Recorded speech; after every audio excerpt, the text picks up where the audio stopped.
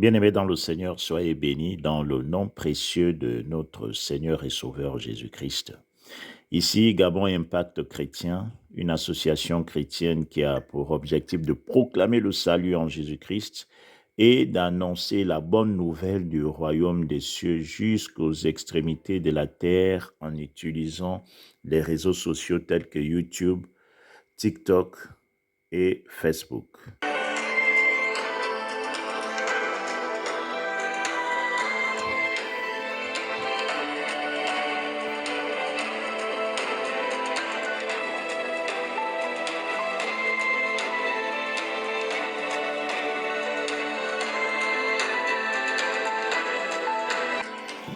Bien-aimés dans le Seigneur, nous sommes dans la joie de vous retrouver ce jour, 25 décembre 2023, jour de célébration, de souvenir de la naissance de notre Seigneur et Sauveur, Jésus le Christ. Bien-aimés dans le Seigneur, dans la plupart des régions du monde, en ce jour, les gens sont en train de célébrer Noël. Mais pour ce qui nous concerne, nous ne célébrons pas Noël. Noël ne nous concerne pas. Nous ne connaissons pas Noël. Noël, ce n'est pas notre affaire. Mais de manière conventionnelle, nous retenons qu'aujourd'hui, nous devons célébrer, nous devons nous souvenir que Jésus-Christ est né. Jésus-Christ, le Fils de Dieu, est venu sur la terre pour le pardon de nos péchés. Il est venu pour que nous soyons sauvés, délivrés de la malédiction. Quelle malédiction? La malédiction que Dieu avait proclamée sur Adam et ses descendants au moment où il avait été déchu du jardin d'Éden. Et cette malédiction n'a plus de force pour toi et moi, bien-aimés dans le Seigneur, parce que Jésus-Christ est venu. Il est né, il a donné sa vie pour que nos péchés soient pardonnés et que nous puissions passer de la nature adamique à la nature de Christ. Pour que toi et moi, bien-aimés dans le Seigneur, nous puissions revêtir la race, la nature de Christ. Et c'est pourquoi nous disons que désormais, nous sommes de la race de Christ. Oui, bien-aimés dans le Seigneur, qui a cru à ce que Ésaïe avait annoncé? Oui, Ésaïe avait reçu la prophétie de la part de Dieu. Dieu avait annoncé à Ésaïe, vous pouvez le vérifier dans Ésaïe 9 à partir du verset 5. Dieu avait annoncé à Ésaïe qu'une vierge va concevoir un enfant. Et cet enfant, lorsqu'il naîtra, il s'appellera Emmanuel. Il s'appellera Jésus le Christ. Et le salut viendra de lui. On l'appellera Sauveur. Oui, bien-aimé dans le Seigneur. Jésus-Christ est né Sauveur. Et nous pouvons voir dans Luc, chapitre 1, à partir du verset 30, l'ange Gabriel apparaît à Marie et lui fait comprendre qu'elle a reçu la grâce de Dieu. Elle a été choisie parmi les femmes pour porter en elle Dieu vivant, Dieu tout-puissant. Et cela se passera comment? Ça, c'est la question que Marie avait posée à l'ange Gabriel parce qu'elle était vierge et elle ne comprenait pas qu'elle puisse être enceinte de cette manière sans avoir des relations avec un homme.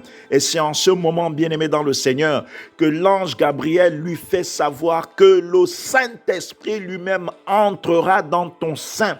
Et en ce moment, il va lui-même former un corps dans ton ventre et cette personne sortira. La personne qui sortira de ton ventre, c'est Dieu lui-même. Il s'appellera Jésus le Christ. Il s'appellera le Messie. C'est lui qui va sauver le monde et il va donner sa vie pour le plus grand nombre sur la terre. Et ceux qui croiront en lui seront sauvés parce qu'il sera le sauveur du monde. Oui, bien-aimés dans le Seigneur, c'est Jésus-Christ que nous célébrons ce jour. Ce Jésus qui avait été annoncé à Ésaïe, personne ne pouvait le croire. Et lorsque Jésus est arrivé sur la terre, personne n'a cru à ce qui avait été annoncé à Ésaïe. Bien-aimé dans le Seigneur, Jésus est venu. Tout le monde l'a considéré comme fils de charpentier. Tout le monde l'a considéré comme une personne qu'on ne pouvait pas regarder. Il a été humilié. Il a été flagellé, bien-aimé dans le Seigneur. Il a été frappé. On l'a considéré comme puni de Dieu à cause de nos péchés. Il a été frappé, humilié, on l'a craché dessus. Tout le monde l'a frappé, tout le monde l'a insulté. Bien-aimé dans le Seigneur, il a été couvert de honte à cause de nos péchés. À cause de toi et moi, bien-aimé dans le Seigneur, Jésus-Christ, le Dieu tout-puissant qui est descendu sur la terre, on l'a traité de la sorte pour le pardon de nos péchés, pour que toi et moi nous soyons pardonnés. Et bien-aimé dans le Seigneur, ce qui est merveilleux dans ce mystère, c'est que Jésus le Christ a pris ta place, il a pris ma place. Lorsqu'il allait à la croix de Golgotha, bien-aimé dans le Seigneur, il a été flagellé, blessé. Le sang qui a coulé, c'est le sang par lequel nous avons été rachetés. Il a pris ta place, il a pris ma place. Oui, bien-aimé dans le Seigneur, il a allé à la croix. Toutes les maladies qui devaient tomber sur toi et moi sont tombées sur lui. À la croix, il a souffert du cancer, il a souffert de l'hémorroïde. À la croix, il a souffert de toutes sortes de maladies. Il a souffert du sida, il a souffert de l'hépatite, il a souffert de toutes ces maladies lorsqu'il est allé à la croix. Et c'est à cause de ses blessures, à cause de tout ce qu'il a vécu, bien-aimé dans le Seigneur, qu'il a libéré la guérison pour toi et moi. La guérison a été libérée depuis plus de 2000 ans pour toi et moi. Et cette guérison est stockée dans le royaume des cieux. Il faut simplement avoir la foi pour rentrer en possession de cette guérison. Bien-aimé dans le Seigneur, il a été donc humilié. Il a été considéré comme un voleur, considéré comme un truand, bien-aimé dans le Seigneur, à cause de toi et moi. Le châtiment qui nous donne la paix, le châtiment qui te donne d'être en joie, est tombé sur lui, bien-aimé dans le Seigneur. Et à cause de ces meurtrissures, je le disais, nous avons reçu la guérison. Notre guérison vient de tout ce qu'il a fait, bien-aimé dans le Seigneur. Mais en plus de ça, il a dit, réjouis-toi stérile, toi qui n'enfantes pas, parce qu'il est mort à la croix de Golgotha pour toi, pour que tu ne sois plus stérile. Et il conseille aux stériles d'avoir la foi et de faire un espace dans leur maison parce qu'ils auront des enfants. Il est venu pour que les aveugles voient. Il est venu pour que tout ce qui était dans les ténèbres soit maintenant éclairé, bien-aimé dans le Seigneur.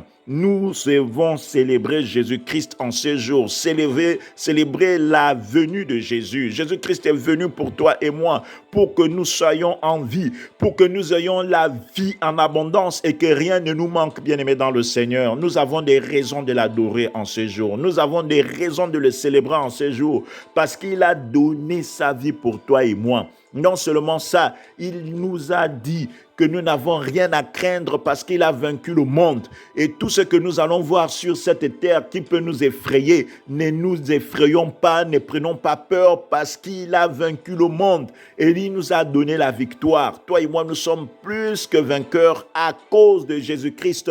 Il y a plusieurs raisons pour lesquelles, bien-aimés dans le Seigneur, nous devons célébrer le Seigneur. Je ne pourrai pas toutes les citer ici, mais retiens une seule chose. 25 décembre, ce n'est pas pour célébrer Noël, mais c'est pour célébrer le souvenir de la venue de notre Seigneur et Sauveur Jésus-Christ.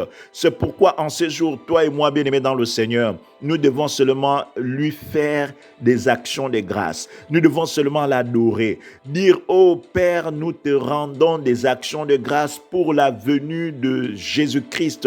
Il est venu pour nous délivrer de la malédiction. Il est venu pour nous sauver de la condamnation. Il est venu pour nous faire passer de la mort à la vie. Il est venu pour nous faire passer de la malédiction à la bénédiction. Et il a déclaré qu'il n'y a plus de malédiction pour ceux qui sont en Christ. Et c'est pourquoi, bien-aimés dans le Seigneur, Dieu a dit à Ésaïe, puisqu'il n'y a plus de malédiction pour vous, sachez que si des complots sont formés contre vous, ce n'est pas de moi que ça vient. Et même si des gens formaient des complots contre vous, toute arme forgée contre vous est maintenant nulle et sans effet. Bien-aimés dans le Seigneur, nous n'avons rien à craindre.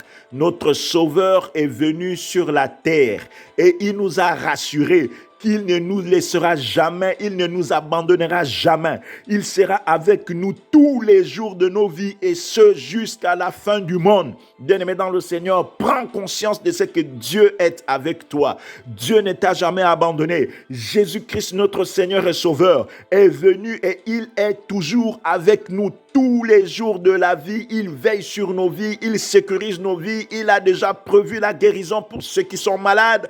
Il a déjà prévu la délivrance pour pour ceux qui étaient encore dans des prisons et nous le célébrons, nous lui rendons des actions de grâce en ce jour. Bien-aimé dans le Seigneur, réjouis-toi, ne te retiens pas, réjouis-toi pour la venue de Jésus-Christ, réjouis-toi pour la venue de Jésus-Christ.